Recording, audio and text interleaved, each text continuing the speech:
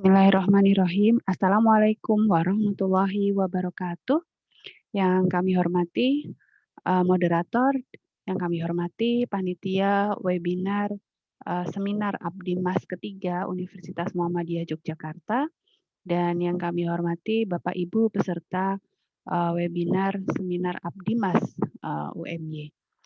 Perkenalkan, saya Ariyanti, dosen dari Program Studi Ilmu Keperawatan UMY.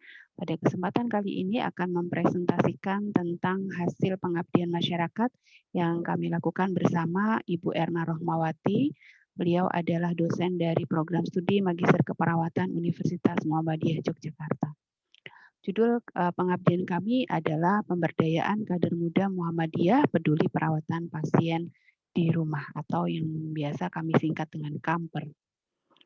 Dimulai dari latar belakang kenapa kami melakukan pengabdian ini adalah kepakaran dari kami berdua adalah di bidang perawatan paliatif.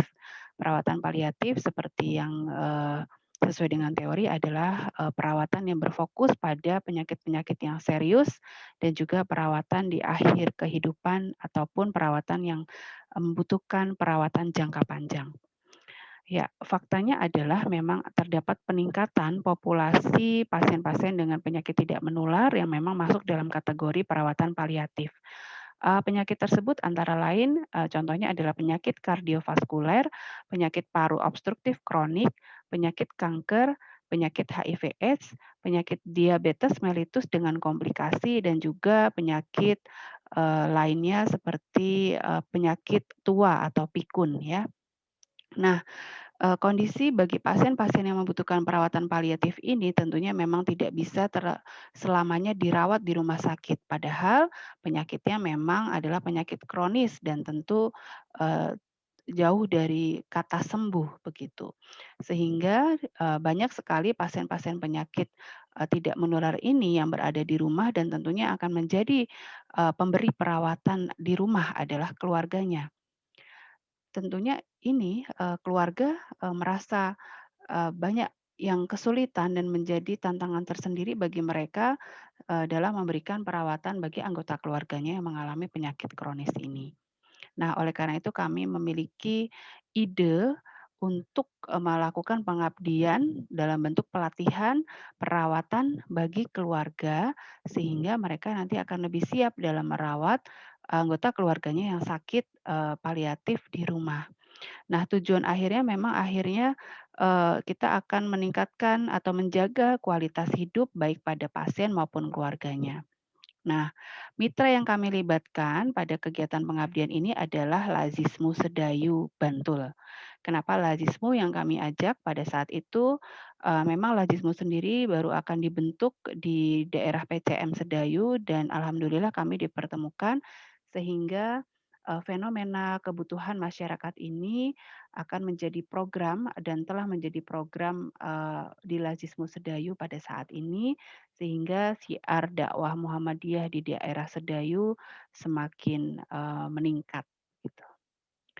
Ya, tujuan dari pengabdian ini adalah terbentuknya kader kesehatan Muhammadiyah di Sedayu yang siap menjadi mitra bagi institusi pelayanan kesehatan seperti puskesmas di daerah Sedayu untuk meningkatkan kualitas hidup pasien dengan penyakit tidak menular dan juga penyakit terminal.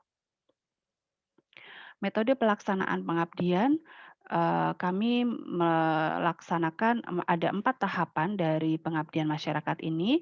Tahap pertama adalah persiapan, kami merekrut calon kader yang akan dilatih melalui sosial media, dan akhirnya kami mendapatkan 29 orang yang berminat untuk menjadi calon kader Muhammadiyah ya.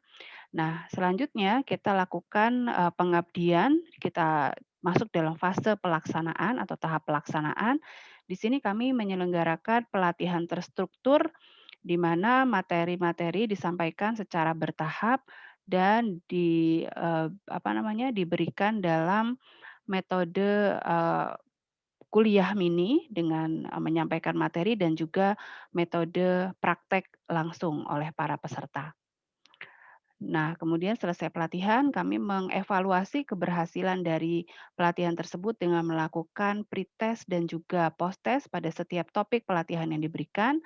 Dan untuk tindak lanjut, pada saat ini sudah dibentuk pengurus kamper di bawah Lajismu Sedayu, di mana sudah terpilih ketua, wakil ketua, dan koordinator di keempat area di daerah Sedayu, yaitu area Argorejo, Argomulyo, Argodadi, dan Argosari. Berikut adalah modul pelatihan yang kami gunakan dalam pelatihan kamper. Modul ini disusun oleh saya sendiri dan juga Ibu Erna Romawati, dan kami pada saat itu kedatangan volunteer nurse dari Australia, yaitu Thea Saliba, yang juga ikut berkontribusi dalam penyusunan modul ini. Modul ini tersusun dari beberapa topik pelatihan. Yang pertama adalah, pemeriksaan tanda-tanda vital, di mana, kita mengajarkan kepada peserta untuk mengukur tekanan darah dengan menggunakan tensi digital, kemudian mengukur respirasi atau pernafasan, mengukur, frekuensi nadi, dan juga mengukur suhu. Ya, kemudian kami juga mengajarkan bagaimana cara melakukan pengecekan kadar glukosa darah sewaktu dengan menggunakan alat glukometer digital. Kemudian kami juga mengajarkan bagaimana mencegah luka tekan pada pasien-pasien yang memang sudah tidak bisa bangun dari tempat tidur ya, karena ini kondisinya ternyata banyak sekali kita temukan di rumah-rumah keluarga, banyak orang yang tidak bisa atau pasien yang memang sudah bedridden atau memang dia tidak bisa bangun dari tempat tidur, sehingga memang beresiko terjadinya luka tekan. Nah, di sini, kami mengajarkan bagaimana cara merubah posisi, memberikan, penyangga bantal yang tepat sehingga memang, luka itu dapat, dicegah, karena memang distribusi tekanan pada tulangnya kita rubah setiap waktu sekitar 2 jam. Dan kami juga mengajarkan dalam modul ini ada cara bagaimana memberikan makan melalui selang makan yang memang sebagian besar pasien-pasien paliatif itu, membutuhkan nutrisi yang adekuat walaupun mereka mungkin sudah tidak bisa makan melalui oral atau mulut lagi. Ya, ini adalah beberapa gambar selama proses yang kami lakukan dalam pelatihan kamper ya. Di sini ada, pemberian materi terlebih dahulu, kemudian dilanjutkan dengan praktek langsung di mana peserta kami bagi dalam kelompok-kelompok kecil, kemudian didampingi ada fasilitator di sana yaitu para mahasiswa keperawatan UMY, eee, para para peserta bisa saling melakukan pemeriksaan kepada peserta lainnya dan tentunya sambil dinilai untuk pretest dan post-test-nya, dari para peserta tersebut dalam melakukan redemonstrasi terhadap keterampilan-keterampilan yang sudah kami ajarkan. Dan ini adalah hasil dari pengabdian masyarakat kami. Untuk karakteristiknya bisa dilihat di sini Bapak Ibu bahwa memang, mayoritas peserta pelatihan adalah perempuan karena memang, yang hadir pada saat itu sebagian besar adalah ibu rumah tangga dan beberapa orang remaja putri. Sesuai dengan fitrahnya ya, bahwa di setiap rumah tangga itu yang menjadi perawat utama bagi seluruh anggota keluarga adalah seorang ibu. Maka memang akhirnya kita temukan di sini sebagian besar adalah, perempuan peserta dari pelatihan kami. Dan yang, kedua, berdasarkan hasil pretest dan post-test, kami menetapkan batas lulus itu adalah di angka 75 dengan checklist yang kami gunakan.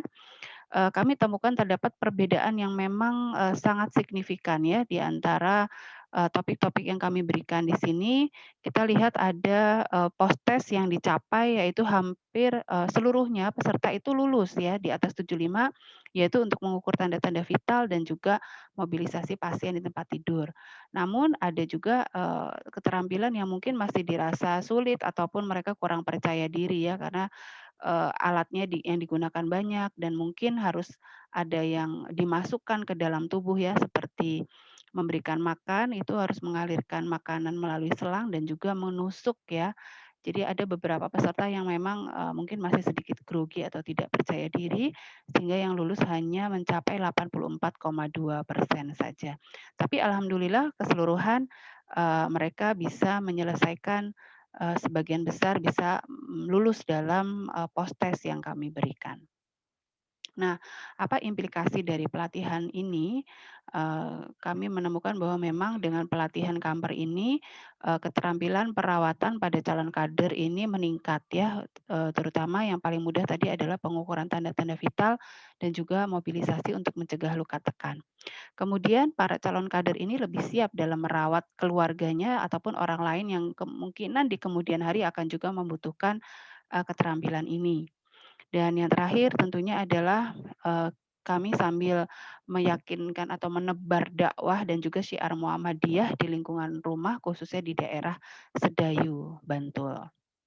Nah, simpulan yang kami, temukan pada pengabdian ini adalah, pengabdian masyarakat Kamper terbukti mampu meningkatkan pengetahuan dan kemampuan calon kader, dalam merawat, keluarganya ataupun, orang lain ya yang memiliki kebutuhan paliatif di rumah. Dan sarannya adalah perlu dilanjutkan dalam pendampingan para kader tersebut dalam menebar manfaat di masyarakat.